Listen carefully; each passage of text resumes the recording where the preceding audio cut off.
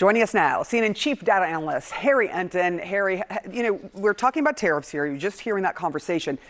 Has Trump push for tariffs been successful in the minds of the American people? No. No is the simple answer. I mean, I think that Americans have moved more against tariff than any other major Trump policy that he's been pushing during this second term. What are we talking about here? Well, why don't we just look at this? New tariffs on imported goods. You go back to November of 2024, the majority, 52%, were in favor of it. Look at where we are now in 2025, in the fall of 2025. 60% of Americans are opposed to Trump's tariffs. So we're talking about a 4-point margin in favor, switcheroo, now to a 20-point margin against. And of course, there was all this news coming out of the World Series, right? Canada tariffs. We're not just talking China, we're talking Canada and tariffs. And get this, we're talking about just 36%, as I look at my little footnote here on the bottom, who support new tariffs against Canada. So the bottom line is this: if I were advising President Donald John Trump when it comes to his policies, I'd say step off the tariffs, at least from a political point of view, because the bottom line is it doesn't sell with the American people.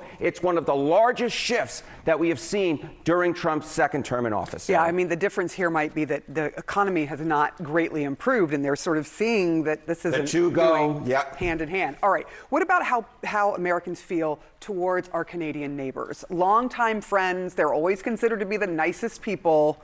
Yes. What are they feeling now? So, picking a fight with China is one thing. Picking a fight with Canada is just something totally different here. So what are we talking about? Net popularity in the United States. Well, Canada is far more popular than Donald Trump is here in the United States. Look at this. The net popularity rating of Canada is plus 49 percentage points. Look at the net popularity rating of Donald Trump here in the United States. It's minus 10. We're talking about Canada coming out nearly 60 points ahead on the net popularity rating versus Donald Trump here in the United States. When you pick on Canada as a United States president, you are picking on a country that the American people adore. They adore Canada. Canada has always been a friend to the United States, at least during our lifetimes. Yeah. And when you're going after Canada, you are going against someone who is far more popular than you are with Donald Trump.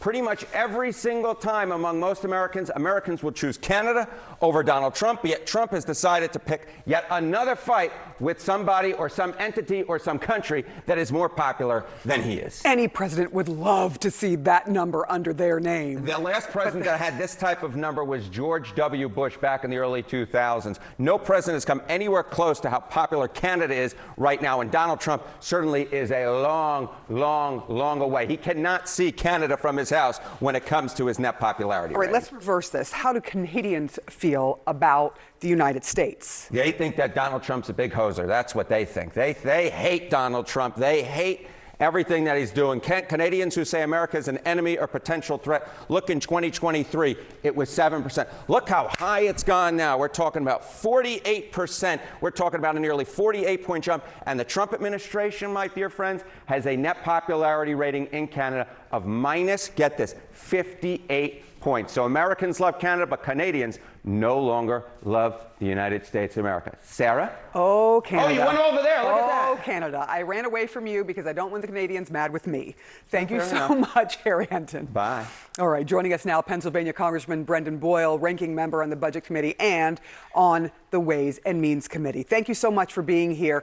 Let's talk about this. Donald Trump in Asia saying, look, the two countries have agreed to a framework for a trade deal. At the same time, he has lashed out at Canada once again, imposing a new and extra 10% tariff on Canada, basically because he was angry with an ad that they put out by the Ontario province.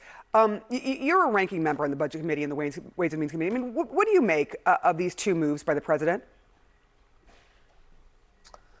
Well, first, in terms of Canada, not only is it perhaps, and in my view, our greatest ally and certainly our closest ally, it is also one of our major trading partners. Frankly, about 40% of our trade is only with three countries, Canada, Mexico, and China combined.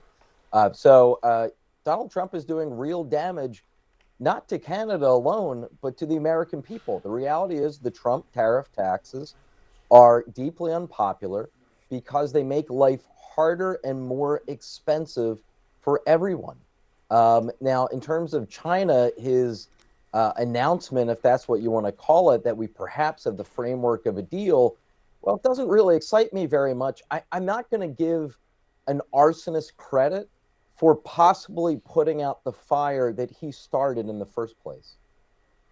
That is one way to put it, Congressman. Congressman Boyle, your Republican colleague from Pennsylvania, Congressman McCormick, said this to our Manu Raju about negotiating with Democrats. When it comes to reopening the government, we are now getting closer and closer to a historically long shutdown. Here's what he said.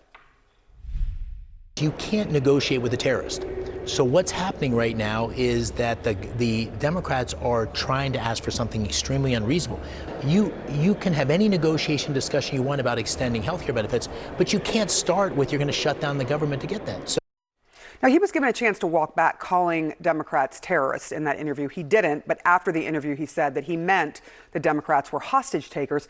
How can you work together if this is what your Republican colleague thinks of you? Yeah, well, first, I mean, it's absolutely outrageous for a Republican member of Congress, the Senate, to call any Democrat a terrorist. I certainly wouldn't use that language for any of my colleagues on the other side of the aisle. In terms of the substance of what he said, what he thinks is so unreasonable is the fact that we're saying we want everything to operate as it currently does while we negotiate. That means no health care cuts to the American people, period. These are the Republican cuts that were included in their tax bill a few months ago. This is the bill that Donald Trump used to call the one big beautiful bill until it became so deeply unpopular that he just suddenly stopped talking about it.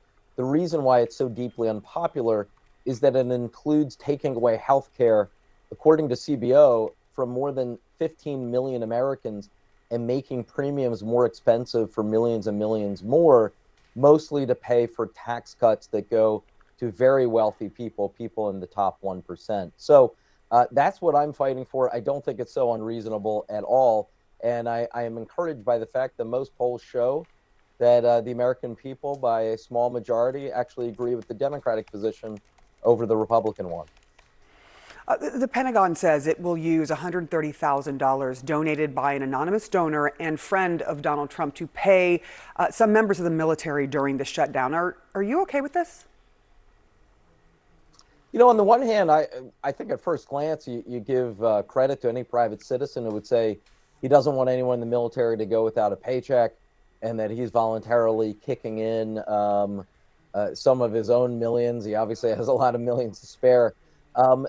But on further examination, it is worrying that this ends up actually being more of a cost than it's worth. And what I mean is, what is Mr. Mellon getting in return for this sort of incredibly large contribution? The conflict of interest rules that used to apply until the Trump administration just decided to ignore them would actually prevent something like this from happening. So again, on the one hand, I give credit to this individual for acting in such a way to ensure that our soldiers don't go without a paycheck. But I am deeply worried about the conflict of interest this presents and what he may be getting in return, kind of the quo part of a quid pro quo. All right, Congressman Brendan Boyle, thank you so much for getting in early this morning and having a chance to chat with us. Appreciate it.